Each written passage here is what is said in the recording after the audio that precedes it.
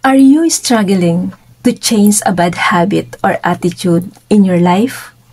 Kung isa ka sa nahihirapan na magbago or alisin ang mga pangit mong ugali sa iyong buhay, I wanna share this Bible verse to you that can offer guidance and encouragement. Sabi dito sa Philippians chapter 4 verse 13, I can do all things through Christ which strengthens me. This verse teaches us that we are not limited by our own strength or abilities, but rather we can rely on Christ's strength to enable us to face challenges, overcome obstacles, and make positive changes in our lives. This verse reminds us na sa tulong ng Diyos mayroon tayong lakas at kakayahan na malampasan ang ating pakikibaka at gumawa ng mga positibong pagbabago sa ating buhay. Mahalagang magkaroon ng pananampalataya sa kapangyarihan ng Diyos na baguhin tayo at hanapin ang kanyang patnubay at suporta sa ating mga pagsisikap na magbago.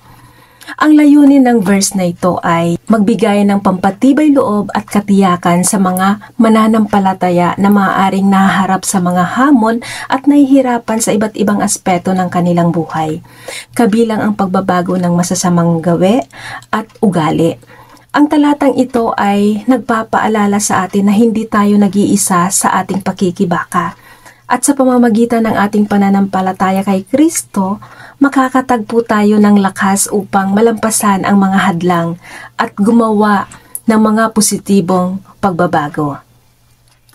Binibigyan diin nito ang idea na ang ating personal na lakas ay nagmumula sa Diyos at sa kanyang tulong magagawa natin ang anumang bagay.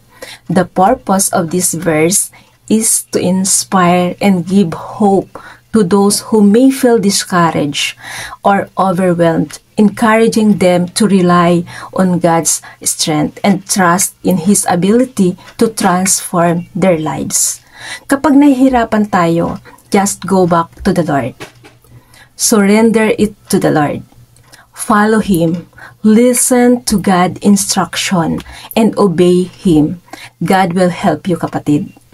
Alam mo, sabi nga, God won't heal what we don't reveal.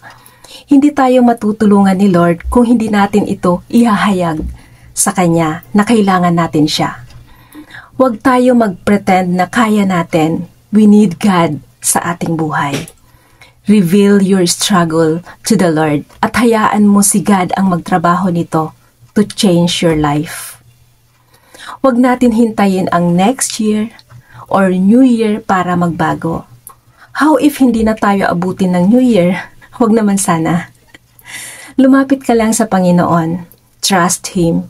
In God's will help you to change your life. I encourage you to read the Bible every day. Set a goal to have quality time to talk to Jesus.